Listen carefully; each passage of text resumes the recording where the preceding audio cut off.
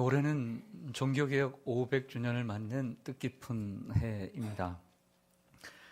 사실 16세기 종교개혁이 일어났지만 그 이전부터 종교개혁은 조금씩 일어났습니다. 14세기에는 영국 옥스퍼드 대학의 교수였던 존 위클리프가 종교개혁을 시도를 했고요. 그리고 15세기에는 프라하 대학의 총장이었던 얀 후스가 종교개혁을 시도를 했습니다. 위클리프나 얀 후스나 이 천주교가 행하는 모습들을 반대를 했는데, 주된 내용은 교회의 머리는 교황이 아니라 그리스도다, 이렇게 말을 했습니다. 그리고 더 나아가 성경은 사제들만 읽는 것이 아니라 평신도들도 읽어야 된다 해서 자기의 자국어로 번역을 했습니다. 성만찬을 할 때 그것이 직접 예수님의 살과 피다라고 하는 화채서를 부정을 했고, 이러한 교권, 그리고 교권을 남용하고 그리고 잘못된 법을 집행하는 이러한 교황과 그리고 사제들을 신랄하게 비판을 했습니다. 결국 이 위클리프나 얀 후스는 이단으로 정죄가 되었고요. 이미 죽은 위클리프가 그 무덤에 묻혔음에도 불구하고 그 무덤이 파헤쳐져서 화형을 시켰습니다. 얀 후스는 살아있을 때 그를 죽여서 화형을 시켜서 죽었습니다. 이후 본격적인 종교개혁은 얀 후스가 죽은 지 100년이 지난 1517년 바로 16세기의 마틴 루터로부터 시작이 되지요.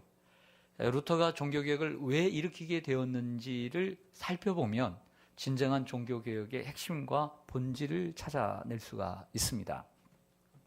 마틴 루터는 신실한 천주교 가정에서 태어났고 엄격한 신앙의 교육 가운데 성장을 합니다. 그런데 그 아버지가 그 아들 루터가 법률가가 되기를 원했기 때문에 순종하는 마음으로 일반 법대에 갔습니다. 그래서 그 학교를, 그 법률을 공부하고 졸업을 했는데, 젊은 20대에 한여름에 친구와 함께 길을 가는데 비바람과 함께 낙뢰가 내려서 그 번개마저 옆에 가던 친구가 즉사를 해요. 그 순간 자기도 모르게 기도를 하는데, 하나님 나를 살려주시면 내가 수도사가 되겠습니다 라고 헌신을 한 거예요. 집에 돌아와서 한 달을 고민하고 기도를 합니다. 근데 하나님 앞에 서원한 것이 내 단순한 감정이 아니라 하나님의 부르심이 있다라고 생각을 하고 수도사가 되기 위해서 어거스틴파 수도원에 들어가요. 당시에 그 수도원 운동, 중세 수도원 운동의 핵심은 고해 성사와 함께 고행을 통해서 구원을 얻는 길을 찾는 것이었습니다. 누구보다도 열심히 고해 성사를 하고 고행을 통해서 헌신을 하고 주님을 닮아가려고 하고 구원을 얻으려고 노력을 했습니다. 그래서 그때를 회고하면서 루터가 뭐라고까지 얘기를 하냐면, 만일 내가 수도원을 통해서 누군가가 구원을 얻고 천국에 갈 수 있다면 바로 그게 나일 것이다. 하지만 매일매일 고해성사에서 내 양심은 하나님의 용서보다는 오히려 더욱더 하나님의 영원한 형벌이 나에게 느껴졌다, 이렇게 고백을 해요. 그러니까 고행을 통해서 고해성사를 하지만, 죄 고백을 사제에게 하지만 영원히 자유롭지 못한 영혼이었음을 고백을 했던 것이죠. 그 고민을 계속 했음에도 불구하고 그 길을 계속합니다. 그래서 졸업을 하고 사제가 되고 신부가 됩니다. 비텐베르그 대학에서 신학 박사학위를 받아서 성경을 가르치는 교수가 됩니다. 그래서 성경을 공부하다가 어떤 성경 구절 앞에 자신의 어떤 진정한 어떤 변화를 받게 되는데요. 그것이 바로 그 유명한 로마서 1장 17절의 말씀입니다. 한번 보시죠. 복음에는 하나님의 의가 나타나서 믿음으로 믿음에 이르게 하나니 기록된 바, 따라서 하겠습니다. 오직 의인은 믿음으로 말미암아 살리라. 이 말씀 앞에 깊은 고뇌를 하게 됩니다. 그리고 깨닫게 되는 것은 여태 수도사회가 되면서 고행과 수고와 자기의 노력으로 구원을 얻으려고 했던 것이 얼마나 어리석었다는 것을 깨닫게 되고요. 오직 의인은 믿음으로 살고 행위로 구원받는 것이 아니라 믿음으로 구원을 얻는다는 것을, 이 진리를 깨닫게 돼요. 그런데 놀라운 것은 이전에 고해성사를 통해서, 고행을 통해서도 얻지 못했던 신앙의 그 벽, 자유라고 하는 것을 느끼지 못했는데 이 말씀 앞에서 믿음으로 자유함을 누리게 되지요. 할렐루야. 놀라운 삶의 변화가 일어나게 된 것입니다. 그 당시 천주교회는 성당을 지키기 위해서 돌아다니면서 순회하면서 면죄부, 이 종이를 증서를 발급을 해줘요. 돈을 받고 면하다, 죄를 면해주는 증서를 발급을 해줍니다. 그러니까 성전 건축을 위해서 교회가 죄를 사해 주는 것이죠. 이것을 두고 볼 수가 없었던 것이죠. 또 고해성사와 고행으로 죄를 해결하려는 카톨릭의 어리석은 모습을 보고만 있을 수 없었던 루터는 1517년 10월 31일 마지막 날 독일의 비텐베르그 대학교 교회 정문에 95개 조항의 반박문을 붙였습니다. 그래서 그 보잘것없는 종이 몇 장이었지만 당시에 또 하나님의 은혜 가운데 이 구텐베르그 인쇄술이 한창 이제 활성화될 때 한 달 만에 전 유럽 전역에 루터의 이 반박문이 사람들의 손에 들어가게 된 거예요. 그러면서 이 새로운 종교개혁의 이러한 시작이 되었고 도화선이 되었습니다. 사랑하는 성도 여러분, 진정한 구원은 믿음으로 얻습니다. 할렐루야. 이것이 진리라고 하는 것입니다. 이것이 뭐라고요? 진리라는 거예요. 그래서 예수님께서 요한복음 8장 32절에서 이렇게 말씀합니다. 같이 한번 읽을까요? 시작. 진리를 알지니 진리가 너희를 자유롭게 하리라. 아멘. 그 무엇도 루터를 자유롭게 하지 못했는데 바로 그 진리가 자유롭게 했던 것이죠. 그 진리는 바로 믿음으로 의롭게 되는 것입니다. 여러분, 우리가 잘 아는 말씀을 아주 기초적이지만 가장 중요한 말씀을 같이 한번 읽어볼까 합니다. 오늘은 말씀이 좀 많습니다. 같이 읽겠습니다. 시작. 하나님이 세상을 이처럼 사랑하사 독생자를 주셨으니 이는 그를 믿는 자마다 멸망하지 않고 영생을 얻게 하려 하심이니라. 아멘. 우리가 정말 어릴 때부터 달달 외웠던 성경 구절이고 이것이 바로 진정한 복음이라고 얘기를 할 수 있습니다. 이 본문에서 세 가지를 말씀을 하는데요. 먼저는 하나님이 세상을 얼마나 사랑하셨는가를 말씀해 주고요. 그리고 예수님을 이 땅에 왜 보내셨는가에 대한 말씀을 해줍니다. 그리고 영원한 생명을 주시기 위해서 영원한 생명을 얻는 방법을 이 말씀 속에서 우리들에게 보여주고 있습니다. 하나님은 세상, 우리를 너무나 사랑하셔서 우리가 멸망하는 것을 두고 볼 수가 없어서 멸망치 않도록 그 아들을 보내주셨습니다. 우리는 그분을 믿기만 하면 영원한 생명을 얻습니다. 이것이 진리인 줄로 믿습니다. 네, 진리인 거예요. 이게 진리. 여기서 영생이라고 하는, 영생을 얻으리라. 영생이라는 말은 eternal life, 끝이 없는 삶이라는 것입니다. have eternal life, 영생을 얻으리라. 그래서 영생을 얻으리라. 여기에 영생이란 여호와의 증인들이 말하는 이 땅에서의 천년왕국, 이 땅에서 계속되는 삶이 아닙니다. 만약에 우리가 살고 있는 이 세상, 지금의 삶이 영생이라면 여러분 계속 살고 싶으세요? 네? 그렇게 이 세상이 지금도 좋으세요? 만약에 이 세상의 삶이 영원히 계속된다면 저는 안 갈래요. 지옥과 비슷할 것 같아요. 영원히 살고 싶진 않아요. 우리가 원하는 하나님이 말씀하시는 영생이란 그러한 이 땅에서의 삶이 계속되는 것이 아니라 질적으로 다른 그 새로운 삶을 얘기하는 것이죠. 즉 하나님의 세계를 얘기하는 것이죠. 하나님께서 주시는 생명, 불멸하시는 하나님의 세계 속에 우리가 들어가 하나님이 누리는 기쁨과 하나님이 누리는 행복을 함께 최초의 에덴 동산처럼 함께 누려가는 것, 그것이 바로 영생인 줄로 믿습니다. 이러한 영생을 누가 얻느냐면 독생자를 믿는 자마다 얻는다고 했습니다. 너무나 쉽죠. 그래서 이방 종교들은 기독교의 복음은 너무 쉽다라고 얘기하는데 그렇지 않습니다. 결코 쉬운 것은 세상에 하나도 없습니다. 예수님께서 우리를 쉽게 구원해 주시지 않은 것과 같이 우리가 예수님을 믿는 것 또한 그렇게 쉽지 않습니다. 단순히 예수님을 알고 예수님을 믿는다고 구원하는 것이 아닙니다. 좀 더 깊이 들어갈 필요가 있습니다. 믿는다는 것은 무엇일까요? 우리가 알고 있는 이 성경의 예수님을 우리가 아는 것으로만 구원을 얻을 수 없습니다. 단순히 그 예수님을 내가 알고 교회를 다니고 믿는다, 그것만으로 만족하지 못합니다. 구원은 그렇게 쉽게 이루어지지 않습니다. 아는 것만으로 구원을 얻을 수 있다면 이 세상에 구원은 대부분 믿을 것이 다 구원을 얻지 않을까요? 어떻게 보면 저 같은 목회자들보다 일반 성도님들보다 신앙생활 오래 하신 분보다 더 잘하는 돌 김용옥 선생은 구원을 100번은 얻었을 것입니다. 얼마나 잘 가르칩니까? 그러나 그는 머리로 믿는 것입니다. 아는 것, 단순히 머리와 지식으로 아는 것은 구원에 이를 수 없는 것입니다. 구원을 얻는 것, 그것은 믿는 것인데 무엇을 믿는 것일까요? 역사적으로 예수 그리스도가 2000년 전에 이 땅에 분명히 유대 땅에 살아 있었다라고 하는 것을 믿는 것이 아닙니다.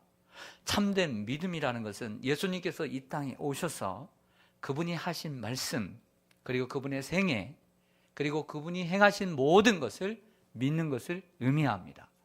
우리가 고백했던 사도신경, 이 컨페션이라고 하는 고백은 우리가 하나님을 믿는다 그랬고, 두 번째는 예수 그리스도를 믿는 것이고, 세 번째는 성령님을 믿는다는 것이 고백이 신앙 고백입니다. 가장 많은 부분을 차지하는 것은 분명히 예수 그리스도에 대한 신앙의 고백이죠.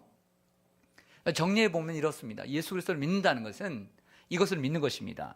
그분은 하나님의 아들로서 인간의 몸을 입고 이 땅에 성육신하신 예수님을 믿는 것입니다. 예수님이 이 땅에 하나님의 아들이지만 인간의 몸을 입고 오신 예수님을 믿는 것이죠. 그리고 이 땅에 오실 때의 동정녀 마리아의 몸을 통해서 탄생하신 예수님을 믿는 것입니다. 그리고 이 땅을 사시면서 우리 같은 인생을 가지고 계시지만 죄가 없는 분으로 사셨음을 믿는 것입니다. 그분은 우리의 인간의 죄를 위해서, 우리의 죄를 대속하기 위해서 십자가에 못 박혀 죽으신 예수님을 우리가 믿는 것입니다.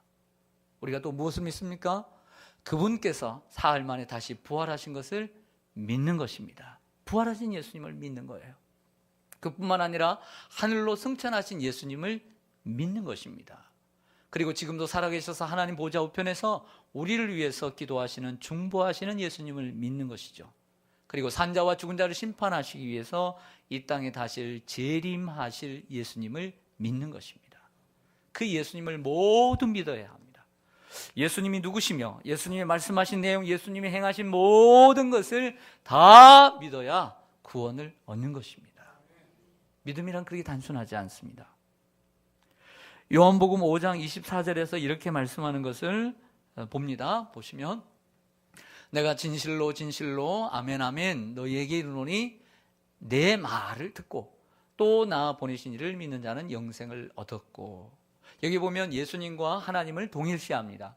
심판에 이르지 아니하나니 사망에서 생명으로 옮겼느니라. 예수님의 말씀을 듣고 하나님을 믿게 되는 것입니다. 그 다음 말씀 보시면 요한복음 14장 1절에 제자들을 이제 떠나보내면서 이렇게 말씀합니다. 너희는 마음에 근심하지 말라. 하나님을 믿으니 또 나를 믿으라. 하나님과 예수님은 동일한 분임을 말씀해 주고 있는 것이죠. 또 말씀 보시면 요한복음 17장 3절에 영생은 곧 유일하신 참 하나님과 그가 보내신 자 예수 그리스도를 아는 것이니이다. 여기서 알다라고 하는 것은 믿음 위에 있는 것을 얘기하는 거예요. 그러니까 믿는 모든 것을 얘기하는 거죠. 유일하신 참 하나님, 그가 보내신 자 예수 그리스도 동일시하고 있죠. 하나님 믿는 것, 예수님 믿는 것은 하나님을 믿는 것입니다. 그러나 유대인들처럼 하나님, 구약의 하나님 믿지만 예수님을 믿지 않으면 그건 진정한 신앙이 되지 못합니다. 예수님을 믿는 자는 예수님을 통해서 하나님께로 가기 때문에 하나님을 믿게 되는 것이죠. 그래서 요한복음 10장 30절에서 예수님은 정확하게 이렇게 말씀하십니다. 나와 아버지는 하나이니라. 이 말씀을 하니까 이 바리새인들이 돌을 들어 치려고 하죠. 왜 그렇죠? 예수님이 하나님이라고 하니까 신성모독이잖아요. 이럴 수가 있나? 메시아라고 못 믿으니까 돌을 들 수밖에 없었던 것이죠. 예수님은 정확하게 말씀하십니다. 나와 아버지는 하나이니라 그랬습니다. 믿음이란 단순히 예수님 그분의 이름을 믿는 것이 아닙니다. 그분이 행하신 것, 그분이 말씀하신 것, 그분의 생애, 그분의 사역, 그분의 모든 것을 믿는 것입니다. 그렇다고 한다면 이러한 믿음이 저절로 얻어지느냐? 여러분들의 삶을 한번 돌아보시죠. 그 신앙의 삶을 한번 돌아보세요. 처음부터 잘 믿는 분도 계시겠지만, 믿었던 분도 계시겠지만 그게 믿음이 쉽게 얻어지던가요? 한번 옆에 인사하겠습니다. 믿음이 쉽게 오던가요? 인사하겠습니다. 믿음이 쉽게 오던가요? 태어날 때부터 나는 예수를 믿으면 한번 손 들어보십시오. 나는 모태신앙이다. 괜찮아요. 그렇게 많지 않으세요? 몇 분 안 되시네요. 성가대가 좀 많으시고 감사하시기 바랍니다. 감사해야 돼요. 얼마나 좋아요. 근데 나중에 믿으신 분들 보면 그렇게 쉽게 예수가 믿어지던가요? 믿음 까짓거 믿으면 되지. 그렇게 해서 믿었어요? 그렇게 쉬우면 왜 남편 아직도 안 믿어요? 하하, 무슨 소리 크게 나는. 그렇죠? 그렇게 쉽다면 왜 남편이, 왜 부모님이 왜 그렇게, 지금도 그렇게 우리가 수고하고 노력하고 기도하는데도 왜 안 믿어요? 믿음은 쉬운 게 아니에요. 그래 쉬우면 다 믿었죠. 믿음은 어떻게 얻는 것일까요? 제가 믿음이라는 단어를 국어사전에 찾아봤더니 이렇게 나와요. 그래서 제가 참 놀랐습니다. 믿음 이퀄 믿는 플러스 마음. 그래서 믿음의 믿자는 믿는다는 단어에서 왔고 음은 마음에서 왔다는 것을 제가 이제 알았어요. 얼마나 제가 어리석은지. 이걸 몰랐어요.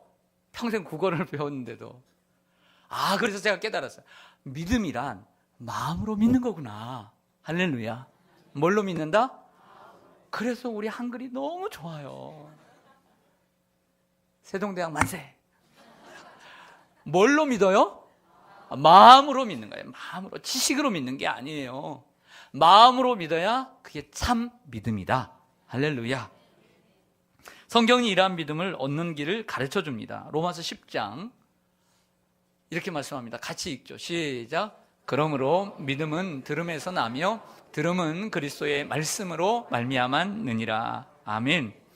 믿음은 들음에서 생긴다 그랬어요. 들음. 듣는 게 얼마나 중요합니까? 들음은 그리고 예수 그리스도의 말씀을 통해서 온다고 바울은 말합니다. 믿음을 얻기 위해서는 잘 듣는 것이 필요한 줄로 믿습니다.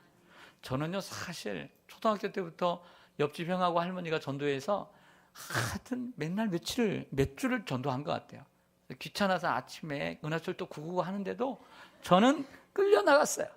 그런데도 예수를 믿었는데 잘 믿었어요. 누구보다. 왜? 저는 잘 들었어요. 얼마나 순박한지 꼼짝도 못하고 말씀 열심히 들었더니 믿음이 생기기 시작했어요. 나도 모르게. 할렐루야. 의심해 본 적이 거의 없어요. 감사하죠. 어릴 때 믿어야 믿음이 생기는 거예요. 쉽게. 나중에 믿으려고 하면 하여튼 때가 껴가지고 잘 안 믿어져. 듣는 것 많고 본 것 많고 경험한 것 많으니까 안 믿어져. 그거 다 치우려니까 시간이 걸리는 거예요. 그래 하나님 앞에 좀 얻어맞아야 좀 다 내려놓기도 하고 그러기도 하는 거예요. 하나님 은혜죠. 이어령 교수는 그 잘난 딸이 앞을 못 보고 암에 걸리고 그러니까 예수를 믿잖아요. 하나님은 그렇게라도 만들어 가시는 거예요. 그렇게라도 믿기를 원하십니까? 근데 여러분 믿는다고 다 믿질 않더라고요. 듣는다고. 왜냐하면 성경을 보니까 복음서에 보면 예수님의 제자를 12명만 부른 게 아니라 여러 사람을 불렀는데도 그냥 돌아간 사람들이 있어요. 예수님의 제자가 될 수 있는 특권을 놓친 거죠. 또는 바리새인들과 다른 유대인들을 보면 복음을 똑같이 들었는데도 도리어 예수님께 반기를 들었어요. 잘 못 들어서 그래요. 의심으로 들어서 그렇고 색안경을 껴고 들어서 그래요. 마음을 열지 않고 듣기 때문에 그런 거예요. 여러분 들음에는 능력이 있는 줄로 믿습니다. 여러분 제가 한글을 배우고 한국말을 했을까요? 안 배우고 한국말을 했을까요? 와, 어떻게 그렇게 잘하세요? 저 천재예요. 제가 얼마나 천재냐면 배우지도 않고 한국말을 했어요. 근데 알고 보니까 저는요 2살, 3살 늦게 말을 했어요. 여러분들은 더 빨리 했죠? 저는 여러분들은 더 천재예요. 여러분, 말을 한글을 배우고 하는 게 아니에요. 많이 들으니까 한글을 하는 거예요. 할렐루야. 저는 초등학교 국민학교 들어가기 전까지 이름 석자만 썼어요. 배우지 않았어요. 그런데도 말을 잘했어요. 듣는 거죠. 영어권에 태어난 아이들은 우리처럼 12년 동안 영어를 대학까지 배워도 못하지만, 문법은 알지만 말을 못하지만 걔들은 영어를 안 배워도 영어를 너무 잘해요. 왜요? 들어서 그런 거예요. 들어서. 모태신앙으로 태어나신 분들, 여러분들 성경을 배워서 하나님이 아는 게 아니라 부모님과 형제들이, 가족들이 다 믿는 모습을 보고 들으니까 믿음이 생긴 거예요. 그러나 여러분, 제가 태어났다고 해서 국어 안 배우면 될까요? 가가극요? 배워야 됩니다. 배워야 말도 좀 더 잘하고 좋은 단어도 사용하고 사람들 앞에 말할 줄도 아는 것이죠. 영어권에 태어난 아이들도 영어를 배워야 더욱더 품격 있는 영어 단어를 사용할 수 있게 되는 것이죠. 신앙생활 처음에 모태신앙으로 태어났다고 해서 성경 안 배우면 되나요? 디모데처럼 어릴 때부터 성경을 배움으로 초보적인 신앙에서 벗어나 더욱더 하나님을 풍성히 알아가게 되고 성장하게 되는 것이죠. 할렐루야. 믿음을 얻기 위해서는 들어야 합니다. 듣지 않으면 믿음이 생기지 않습니다. 그래서 전도자가 필요하고 선교사님들이 필요한 것이죠. 우리 한국교회에, 한국에 이러한 선교사님이나 성경이 들어오지 않았다면 어떻게 우리가 이 기쁜 소식을 듣고 구원을 얻을 수 있겠습니까? 우리는 그 선교사님들에게 감사해야 될 줄로 믿습니다. 로마서 10장 14절 말씀을 한번 보시죠. 앞에 화면 보시겠습니다. 시작. 그런즉 그들이 믿지 않은 이를 어찌 부르리요? 듣지도 못한 이를 어찌 믿으리요? 전파하는 자가 없이 어찌 들으리요? 아멘. 거꾸로 얘기하면 누군가가 전파해 주어야 듣는 사람이 생기고, 듣는 사람이 생겨야 듣게 될 때 믿게 된다는 거죠. 바울의 언어 도치가 아주 탁월해요. 그래야 주님의 이름을 부르게 되고 주님의 이름을 부르는 자들이 구원을 얻게 되는 것이죠. 사랑하는 성도 여러분, 누군가가 여러분들에게 복음을 전해 주었기 때문에 여러분들이 그것을 듣고 믿게 된 줄로 믿습니다. 그러므로 우리도 사람들에게 전해야 합니다. 알아서 예수 믿겠지, 절대 그런 일 나타나지 않습니다. 예수 믿으세요? 아직 예수를 안 믿으세요? 예수를 믿으세요. 교회 다니세요? 아니요, 교회 다니보세요. 너무 좋아요. 복음을 전하시길 바랍니다. 사랑하는 성도 여러분, 가정의 선교사가 되시고 직장의 선교사가 되시기를 축원합니다. 자, 오늘 말씀 사도행전 14장 9절 한 구절 한번 보겠습니다. 여기서 제목을 따왔는데요. 바울이 말하는 것을 뭐 하거늘? 들었거늘. 누군가가 들었어요. 오늘의 주인공이 바울이 그 사람에게 말하고 그 사람이 듣는 모습을 계속 지켜봤어요. 주시했어요. 그랬더니 그에게 그 구원받을 만한 믿음이 생긴 것을 보았어요. 그리고 큰 소리로 말합니다. 일어나 걸으라. 그것을 볼 때 이 사람 분명 걷지 못하는 사람이에요. 다쳤든지 못 걷든지. 그 앞에 구절을 보니까 나면서부터 한번 걷지도 못한 사람이에요. 우리는 그 사람을 이렇게 불러요. 그 사람 왜 복음을 전했을까? 인간적으로 제가 생각을 해봤어요. 바울이 1차 선교여행을 하면서 소아시아의 루스라라고 하는 지방에 갔는데 가만히 보니까 남에서부터 한 번도 걷지 못한 사람이 있어요. 인간적으로 너무 불쌍해요. 우리는 손쉽게 걷는 거, 저 도봉구까지도 오늘 가겠어요. 이런 걸음을 가지고 있는데, 그런데 한 번도 걷지 못한 사람을 보니까 인간적으로 너무 불쌍해.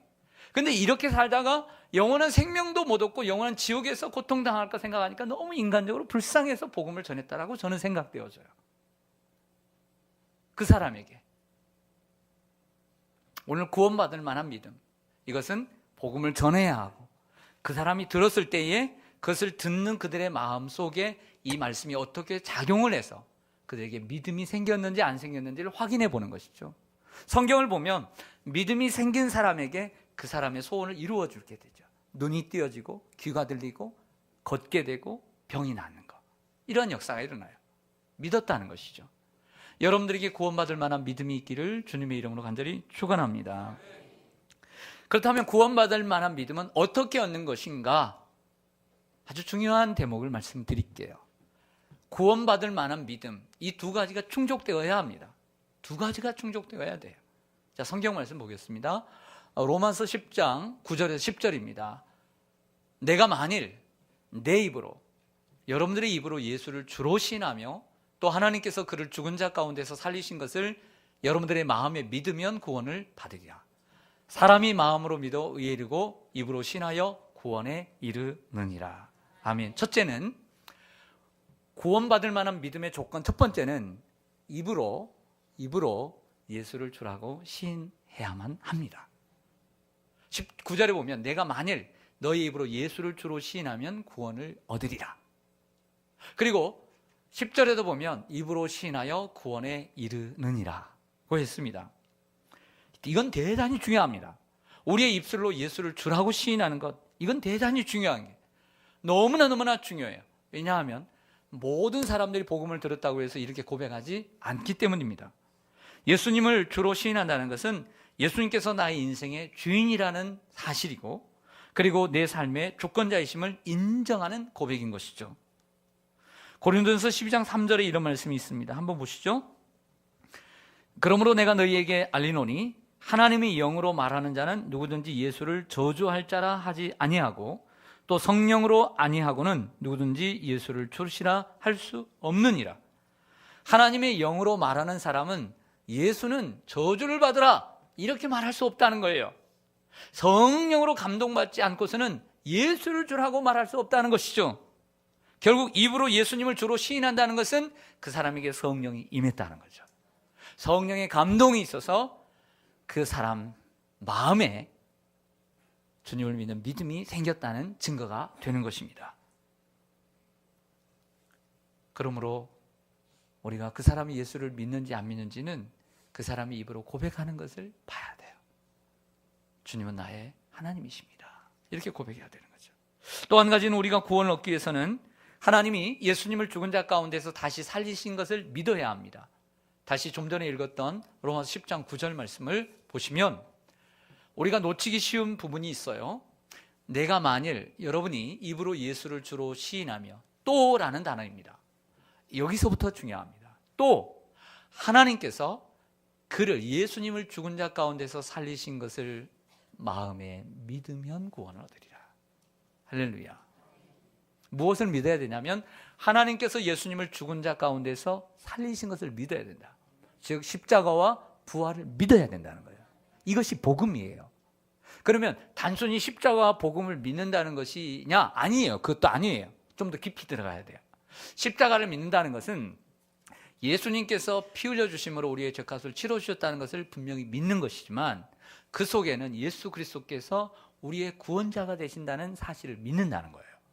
다른 이로서는 구원을 얻을 수 없어요. 오직 예수 그리스도를 통해서만 구원을 얻는 것입니다. 더 나아가서 부활을 믿는다는 것은 아무나 부활합니까? 부활하는 이가 없습니다. 부활을 했다는 것은 이 세상의 사망의 권세와 사단의 권세를 능히 이길 수 있는 오직 유일한 분, 오직 예수 그리스도, 그분이 메시아시고 그리스도이라고 하는 증거라는 것이죠. 그 증거가 되시는 예수 그리스도, 부활하신 예수님이 바로 메시아이시고 그리스도라고 하는 것을 믿는 것이에요. 할렐루야. 그게 믿음인 것이죠. 그러므로 우리가 십자가와 부활을 믿는다는 것은 예수님이 이 땅에 오신 살아계신 하나님의 아들이시요 진정한 메시아 그리스도이심을 믿는다는 고백이 되는 것입니다. 그래서 예수님은 우리의 부활이요 생명이 되십니다. 우리가 그분을 믿으면 죽어도 살고 살아서 주를 믿으면 영원히 죽지 않은 줄로 믿습니다. 사랑하는 성도 여러분, 오늘 믿음의 시리즈 첫 번째 가장 중요한 믿음, 구원받을 만한 믿음 여러분들에게 있기를 원합니다. 혹시 예수님을 처음 믿거나 교회를 다녀도 확실한 믿음이 없었던 분들 신앙이 좀 고민하라고 저는 말씀드리고 싶어요. 그냥 건성으로 신앙생활 하지 않기를 원합니다. 자기에게 진정 한번 질문해 보셨으면 좋겠어요. 밤에라도 잠이 안 올 때 내가 진정 구원받았나? 내가 진정 구원받았나? 내가 오늘 이 밤에 주님께서 나를 불러주셔도 나는 정말 구원받은 백성으로 천국에 갈 수 있는 사람인가? 좀 시간 날 때 좀 고민을 하실 필요가 있어요. 그리고 분명한 확신이 들지 않으면 그 자리에서 좀 일어나세요. 그리고 무릎을 꿇으세요. 그리고 진정 고민해 보시라고 저는 말씀드리고 싶어요. 그리고 주님 앞에 구하세요. 주여, 내가 믿음이 없나이다. 나를 불쌍히 여겨 주옵소서. 내가 믿음 없나이다. 내 믿음 없는 것을 용서하시고 나에게 믿음을 더하여 주옵소서. 기도하세요. 그래서 확신을 가지고 사시기를 바랍니다. 그래서 그 안에서 참된 진리를 발견하고 자유를 누리는 여러분들 되기를 소망합니다. 이렇게 고백하기를 원합니다. 화면에 있는 대로 이렇게 고백하죠. 제가 먼저 읽겠습니다. 예수님은 나의 주님이십니다. 예수님은 나의 주님이십니다. 네, 가슴에 손을 얹고 예수님은 나의 주님이십니다. 십자가에 죽으신 예수님을 믿습니다. 부활하신 예수님을 믿습니다. 할렐루야. 그분이 우리의 그리스도이신 줄로 믿습니다.